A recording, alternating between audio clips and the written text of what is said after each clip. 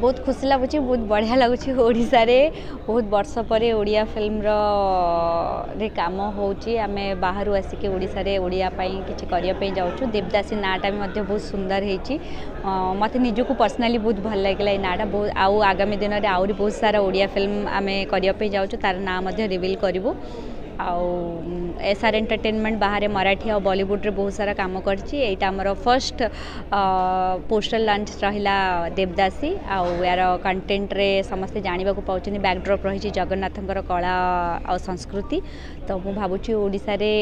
समस्त जगन्नाथ प्रेमी रहिचंती जेतले जगन्नाथकर ई कला और कल्चर ऊपर फिल्म हेबा पे जेबो लोक माने निश्चित भाव ताको एन्जॉय करिवे आ ए फिल्म ता माने सबु वर्गर लोकंक पई रहिबो यंग मास मध्ये जेतले देखिए फिल्म ओल्ड जेनेरेशन मध्य देखिए समस्ते ये जिनटा को फील करें कारण भगवान माया और मॉडर्न दुनिया रे जो प्रकार चली जिनस नहीं मिक्सचर फिल्म हम लोक मैंने एंजॉय करेंगे ना बर्तमान कौन जिनस फाइनल है ऑनेस्टली यहाँ डायरेक्टर कंप्लीट कॉल रही से क्या एक्टर आ एक्ट्रेस चूज करेंगे सहित विभिन्न जेहेतु नाटा देवदासी बहुत सारा कैरेक्टर रही बहुत सारा लोकंर इनवॉल्वमेंट रही तो पूरा कास्ट एंड क्रू आउ थे लंच रे देखा स्वप्नपति को आमे देखियो पाइबु देवदासी मु कहीपनी स्वप्नपति तो ऑलरेडी आसी सारी मल्लिका चिलिका गीत रे बहु वर्ष पूर्वर तो देवदासी रे आसुछथि कि न आसुछ मु कहले एटा कंप्लीट डायरेक्टर कॉल तो डायरेक्टर जहाँ भी डिसाइड करेंगे मैडम आमे जानि जे कलाकार को रक्त रे गोटे कला थाए तो तथापि केमिति आपण छाड़ी के रही पड़छन ए लाइन ना ना मु छाड़ी के रहिनी कारण मु बॉम्बे रे जेहेतु रहूची बहुत सारा बॉम्बे रे काम करूची मोर निकट एबे अमेज़न प्राइम पई भी मु फिल्म करूची तो बाहर जितले बड़ काम करिया को टिके अपेक्षा करबा को पड़े बड़ प्लेटफॉर्म गोटे टाइम निए एमती नुहे कि आज फिल्म सांगे सांगे आसी जिवो तापे गोटे टाइम लागे वर्षे 2 वर्ष लागे तो मु से फिल्म करूची आ कला सहित मुझे सब बड़े जड़ित होकर रही देवदासी ना भी एसआर एंटरटेनमेंट पक्षर आहरी 7टा फिल्म होगापी जाऊँगी जो भी स्वप्नपति काम करेंगे यहाँ हूँ आज प्रथम पाहाच cinema production house Odia cinema industry भी से प्रथम पाहाच प्रथम जिनस सब बड़ कथा 2-2 बड़ बड़ प्रोडक्शन हाउस बाहर बॉम्बे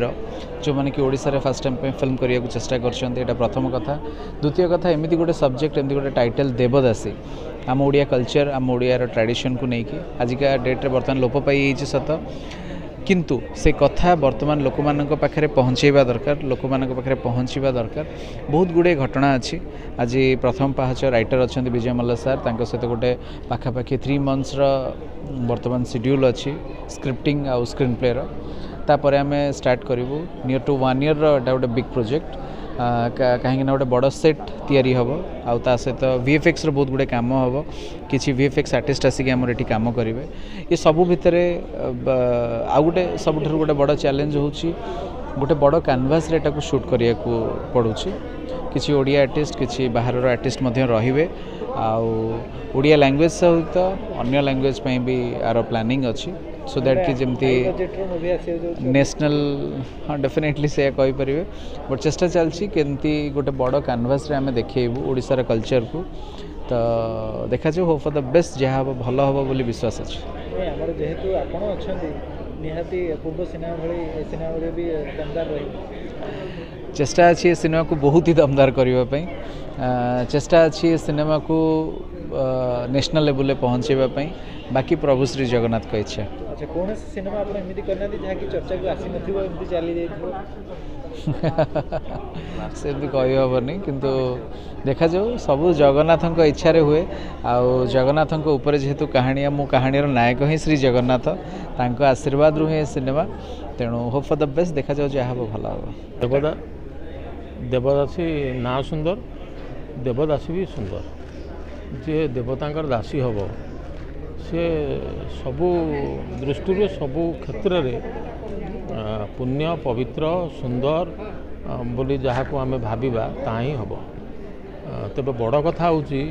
ये सिनेमा देवदासी से हम कि नहीं ये प्रश्नटा समस्त मन उठी पारे खुशीर कथा जे ओडिशार दर्शक हूँ बुद्धिजीवी हूँ पत्रकार माने हूँ सिने समीक्षक हूँ सब गोटे अभियोग कर आसुले ओडिशा रे फिल्म हो किंतु खुशीर कथा हूँ ବର୍ଷେ 2 ବର୍ଷ ହେଲା ତା ଦେହରେ ଗୋଟେ ରୋକ୍ ଲାଗିଛି ଏବଂ ଅଧିକରୁ ଅଧିକ ପ୍ରଯୋଜକ ନିର୍ଦ୍ଦେଶକ କିଛି ନୂଆ କାହାଣୀ ନୂଆ ଭାବନା ନୂଆ ଦୃଶ୍ୟକୁ ନେଇ ସିନେମା ତିଆରି କରିବା ପାଇଁ ପ୍ରଚେଷ୍ଟା କରୁଛନ୍ତି। ତା ଭିତରେ ଇଏ ଗୋଟେ ପ୍ରଚେଷ୍ଟା ଆମ ପରମ୍ପରାରେ ଆମ ସଙ୍ଗୀତର ପରମ୍ପରା ହେଉ ନୃତ୍ୟର ପରମ୍ପରାର ହେଉ ୟା ଭିତରେ ମାହାରୀ ନୃତ୍ୟ ମାହାରୀ ଗୀତ ଗୋଟେ ପ୍ରମୁଖ ସ୍ଥାନ ଗ୍ରହଣ କରିଛି। କେବଳ ପ୍ରମୁଖ ସ୍ଥାନ ନୁହଁ ଆମର ମୂଳଦୁଆ ସେ ଏବଂ ଯେଉଁ ମୂଳଦୁଆ ଉପରେ ଆଜିର ନୃତ୍ୟ ସଙ୍ଗୀତ ଛିଡ଼ା ହେଇଛି ଏବଂ ଯେଉଁମାନେ ଲୋକଲୋଚନର ଆଢ଼ୁଆଳରେ ସେହି ପରମ୍ପରାକୁ ବଞ୍ଚେଇ ରଖିଥିଲେ ଆମେ ସେମାନଙ୍କ କଥା କହୁନୁ ଏ ଦେବଦାସୀରେ ସେ ଦେବଦାସୀ ନାହାନ୍ତି କିନ୍ତୁ ମୂଳ କଥା ହେଉଛି ସେ ଭାବନାର ଆବେଗର ଏବଂ ସେ ଆଦର୍ଶ ବା ସଂସ୍କୃତିର ଭିତ୍ତିଭୂମିଟି କ'ଣ ଏବଂ ତାହା ହିଁ ହେଉଛି ଓଡ଼ିଆ ଅସ୍ମିତାର ଅନ୍ୟତମ ପରିଚୟ ଏବଂ ସେହି ପରିଚୟଟାକୁ ଆମେ ପୁଣି ଥରେ ଦର୍ଶକଙ୍କ ପାଖରେ ଗୋଟେ ସିନେମା ମାଧ୍ୟମରେ ପରିଚିତ କରିବା ପାଇଁ ଗୋଟେ ଛୋଟିଆ ଉଦ୍ୟମ ଆପଣଙ୍କ ସଂଳାପ ଦାୟିତ୍ୱ ଦିଆଯାଇଛି। ଆଜ୍ଞା ସଂଳାପ ଯେଉଁ କଥାଟା ଚରିତ୍ର କହିବ ସଂଳାପରେ ସେୟା ଲେଖା ହେବ ବା ଯାହା ଲେଖା ହେଇଥିବ ଚରିତ୍ର ସେୟା କହିବ କିନ୍ତୁ କେଉଁ କଥାଟି କହିବ ଯେଉଁ କଥାଟି କାହାଣୀରେ ସ୍ଥିର ହୋଇଥିବ। ତେଣୁ ପ୍ରମୁଖ ହେଉଛି କାହାଣୀ ଏବଂ ଦ୍ୱିତୀୟ ହେଉଛି ଗୋଟେ ସିନେମାରେ 2 ଜଣ କଥା କହନ୍ତି ଗୋଟେ ଚରିତ୍ର କଥା କହୁଥାଏ ଆଉ ଗୋଟେ ଦୃଶ୍ୟ କଥା କହୁଥାଏ। ତେଣୁ ଦୃଶ୍ୟରେ କେତିକି କଥା କୁହାଯିବ